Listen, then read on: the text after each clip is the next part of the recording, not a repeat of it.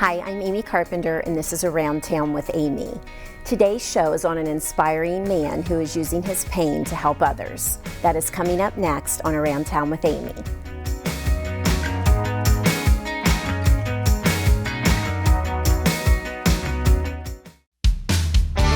Sure Shot Directional Boring is proud to support Around Town with Amy. We are the region's trusted directional boring and hydro excavation service experts. With more than 20 years' experience, Sure Shot Directional Boring ensures projects will be handled skillfully, safely, on time, and within budget. Contact us today at 740-689-1221 or online at sureshotboring.com. For the last 30 years, I've worked in Fairfield County. The beauty of working in this county is it's small enough that you get to know people on an individual level, that you get to do the kind of work you want to do personally, but it's large enough that we have some resources and we have some ability to bring coalitions together to make some bigger changes. You have the benefits of a suburban community, and Columbus isn't too far away if you want to get that urban experience.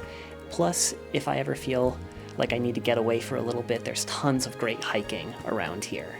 Well, Fairfield County is just a really different county, so it's very resource rich.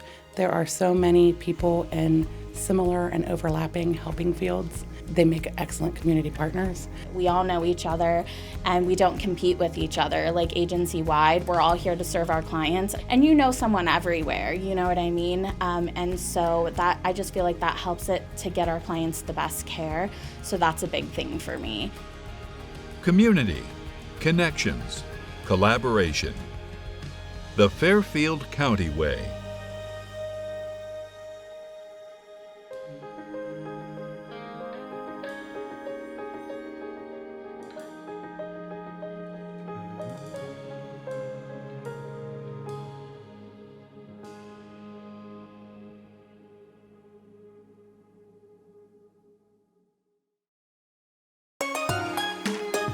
Around Town with Amy is sponsored in part by Deline McNeil. Whether you're in the market to buy or sell a home, look no further than Deline McNeil, your reliable real estate expert with over 25 years of invaluable experience. With a reputation for honesty, genuine care, and a strong work ethic, Deline McNeil is dedicated to assisting you with all your real estate needs. For a seamless and trustworthy real estate journey, reach out to Deline McNeil today. If your child is struggling in school, Dr. Amy's tutoring service is your trusted tutor in the Lancaster area.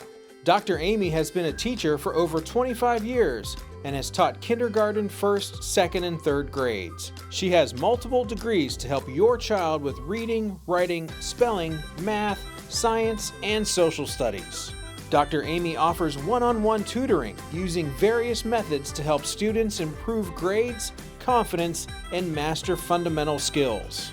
Amy's goal is to help kids learn and grow and to achieve success in their problem areas. Dr. Amy's tutoring service is here to help. To book an appointment, contact Amy today. Hank's Pet Sitting Service is your trusted pet service in the Lancaster area. Pet owners can rest assured knowing that Hank's Pet Sitting Service will treat your fur babies like one of their own. We specialize in a home away from home atmosphere to keep your pet comfortable. From drop-in visits, dog walking, or potty breaks for your pooch, Hank's Pet Sitting Service is here to help. To book an appointment, contact Hank's Pet Sitting Service today.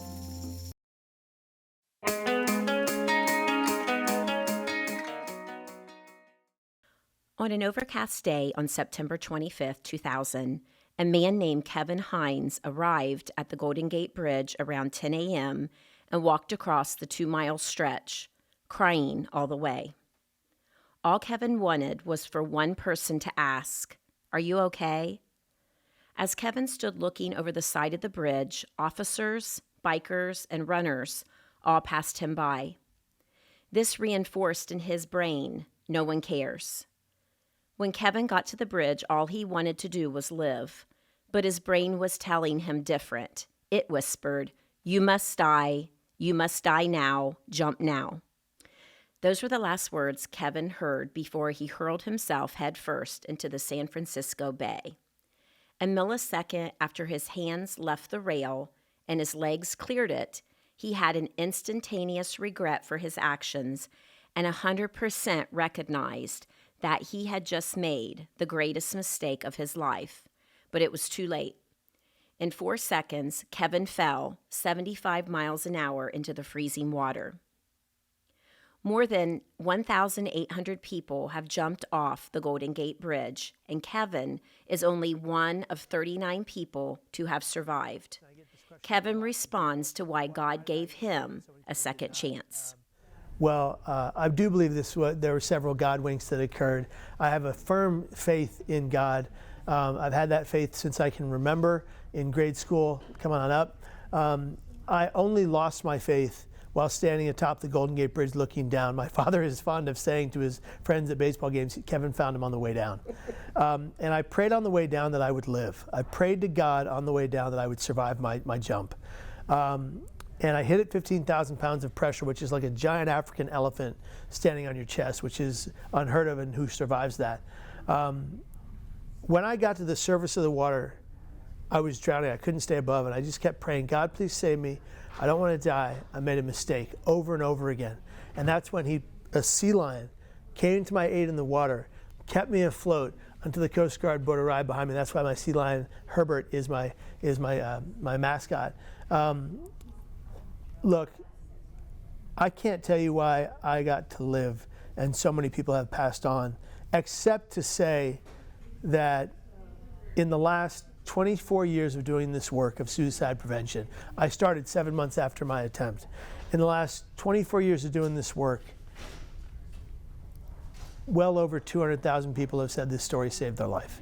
The problem with suicide is there isn't always warning signs, and the problem with mental health can be acted out in a multitude of behaviors like rage, aggression, violence, substance abuse, and eating disorders. Before his jump, life with Kevin was like a tumultuous roller coaster, but no one in Kevin's family knew what to make of his behavior. They also didn't know how serious his issues were. Kevin didn't know how serious his issues were either, but he knew he wasn't himself. For those who aren't sure how to tell if a loved one's behavior is normal, Kevin gives some advice. When a teenager or even an older person who's never experienced this kind of activity changes behavior drastically for 6 to 8 weeks at a time, and it doesn't go back to the way they used to be, that's a big sign that something can be more serious at play. And bipolar depression is a wave of manic highs followed by depressive lows. At least that's bipolar type 1. Manic highs followed by depressive lows, and they can be rapid cycling within like a week, Monday, Tuesday, Wednesday, up, Thursday, Friday, crash into depression like mine are. Or they can be sparsed out between months even, sometimes even longer. And depending on the type of bipolar depression you live with, you have different types of struggles.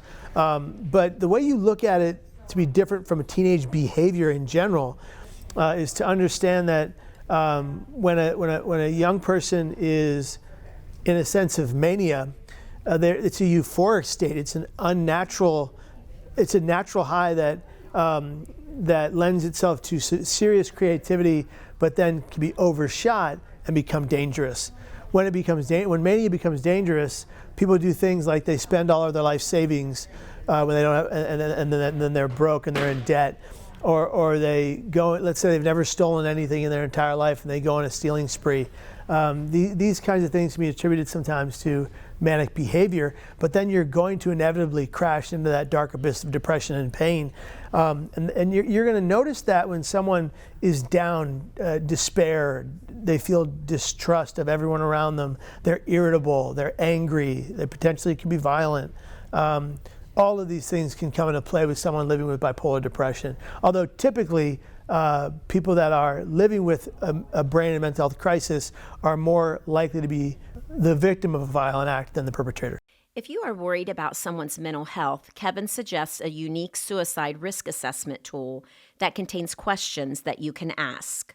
Dr. Kelly Posner, she's an incredible individual out of Columbia University, and Dr. Posner created the suicide risk assessment tool that is being used all around the world and for our military, and it's actually doing a great job in saving lives.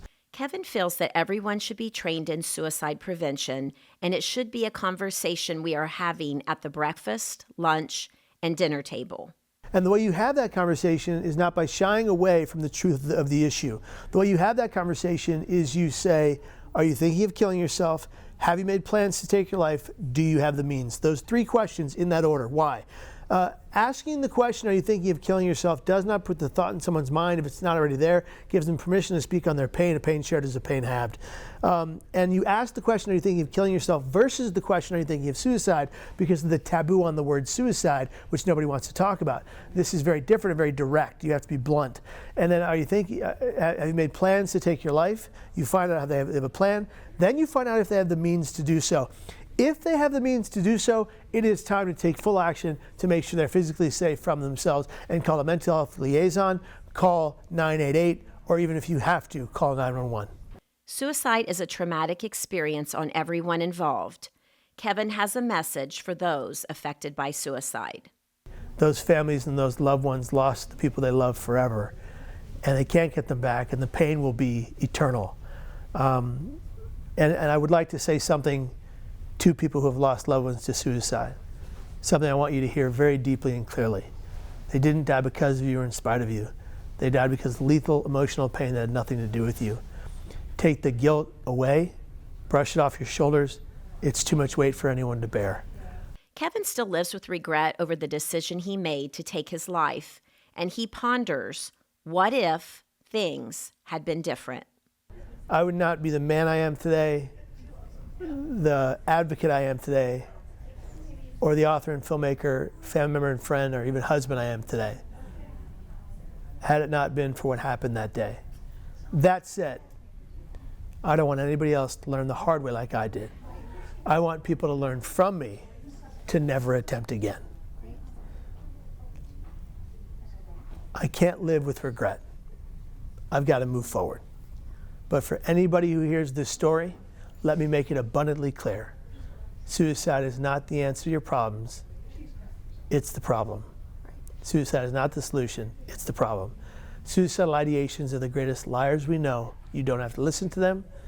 And let me make it really crystally clear. Suicide does not take the pain away. It only makes it impossible for things to ever get better. You can read more about my story, Mastering the Art of Being Broken, in the May 6th edition of the Town Crier. Thank you for joining me on Around Town with Amy.